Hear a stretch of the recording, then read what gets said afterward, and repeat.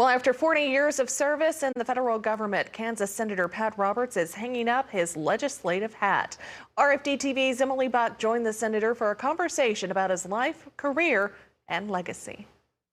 Journalism and politics run in the family for Kansas Republican Pat Roberts. He got his start in Washington as a Senate staffer.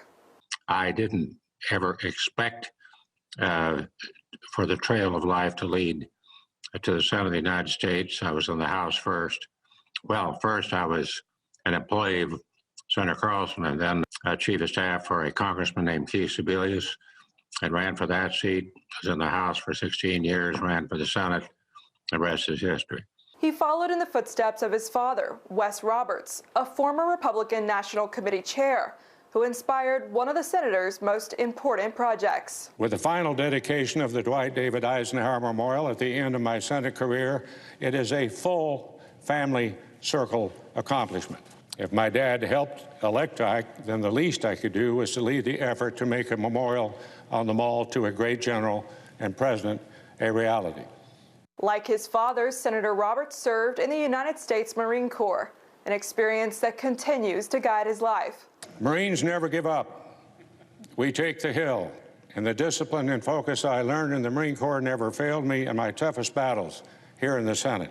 He's held 6 committee gavels and is the only person to chair both the House and the Senate Agriculture Committee.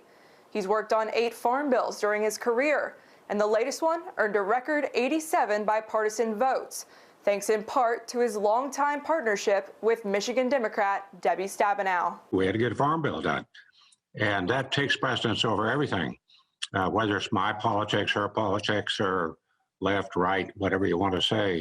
We don't vote alike. Deborah and I don't vote alike on the floor on many occasions, but we did agree that we had to get a farm bill done. And in the doing of that, well, you get to know somebody, you get to like somebody, and she's a friend. Stabenow shared a collage of pictures from their time together during the last Senate Ag Committee hearing of his career. From showing you around Michigan to barking up the bipartisan farm bills, it's always been an honor to be your partner on the committee as well as your friend. She also presented Roberts with the chairman's gavel. Looking back on all we've accomplished, I know your legacy will live on through the words you've written into law and the relationships you built. One of those relationships transcends politics. Roberts met his wife, Frankie, in Washington when they worked in offices just across the hall from each other. She was from the South. She's from South Carolina and was working for Strom Thurmond. That really goes back. And we just celebrated our 51st anniversary, 3 youngsters and 7 grandkids. The pair is well loved by their friends and colleagues. So Senator Roberts will always be known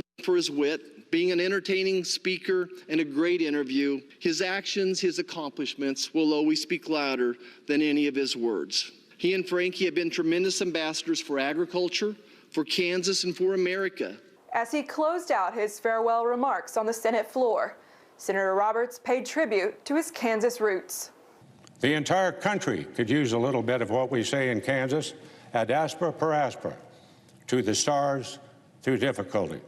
So as my time in the Senate draws to a close, I have done my best to improve the lives of Kansans and all Americans. In Washington, D.C., I'm Emily Buck. And of course, Marshall's words ring true.